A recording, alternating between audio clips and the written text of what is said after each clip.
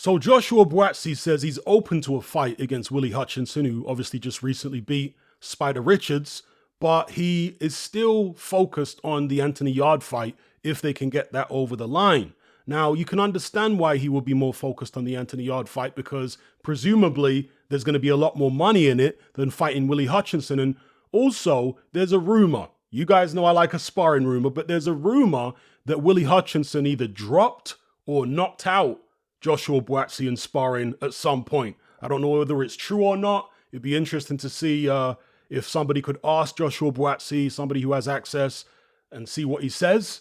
But yeah, there's a rumor out there that Joshua Buatsi was sat down by Willy Hutchinson in the gym. And that doesn't necessarily mean that he would beat Joshua Buatsi in a fight, but it's not a bad thing, right? In most instances, if you manage to drop somebody in the gym, it'll give you a bit more confidence going in there if you face them in an actual professional bout. So yeah, I'm not going to say that Joshua Buatsi is necessarily looking to swerve Willy Hutchinson just yet, although, we have to wait and see. I can understand why he would want to still pursue the Anthony Yarde fight. But at the end of the day, if Yarde can't resolve this situation with Frank Warren, then Joshua Buatsi can't wait around forever. It has been ordered by the British Boxing Board of Control. It's also been ordered by one of the major world sanctioning bodies as a final eliminator, but the British Boxing Board of Control have also ordered it for Joshua Buatsi's British title. If Yarde, for whatever reason, ain't going to take it or can't take it, you have to move on.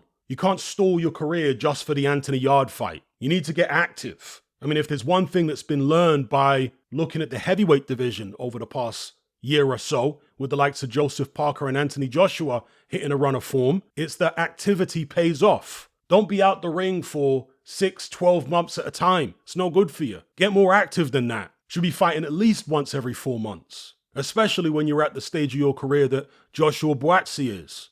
So let me know what you guys think about all this in the comment section below. Do you think that Joshua Buatsi is maybe a little wary of Willy Hutchinson? Do you believe the sparring rumors? And if they did fight, how do you think it would go? Joshua Buatsi hasn't been looking as impressive these days as he was looking a few years ago. And I have to actually finally come to the conclusion that many other people came to much earlier than me, which is that Joshua Buatsi and Virgil Hunter is not a good fit. I think Virgil Hunter has taken the edge off him. I think Joshua Buatsi is a guy who is explosive, who's a puncher.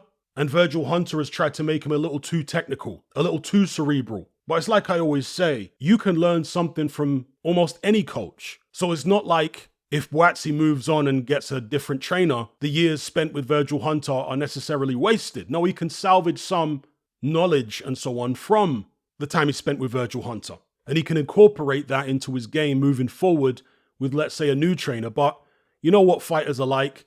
They'll have some type of personal bond with a trainer. They get to know them. And even if the trainer isn't the right guy for them, they won't leave until they suffer a loss. It's unfortunate when fighters do this, but it's commonplace in boxing. And so maybe that's what it will take for Joshua Buatsi to leave Virgil Hunter. Anyway, let me know what you guys think about all this in the comment section below. Buatsi Yarde, Buatsi Hutchinson, and whether he should leave his trainer, Virgil Hunter. Are you sick and tired of the mainstream mindset? Does the dogmatic conformity and pathological ignorance have you tearing your hair out in frustration? Then don't be alone. Come and join our brotherhood on Patreon. We stand as a beacon of reason against an army of insanity. You'll gain access to my weekly topical podcast where we take more deep dives than Jacques Cousteau on an endless variety of subjects.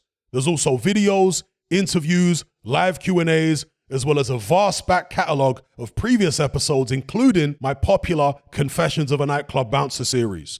You can listen via the Patreon app or download in high-quality MP3. Connect with myself and hundreds of other members in our Element chat group. There's no contract, no commitment, you can cancel at any time, and it's cheaper than a Mickey D's McMuffin.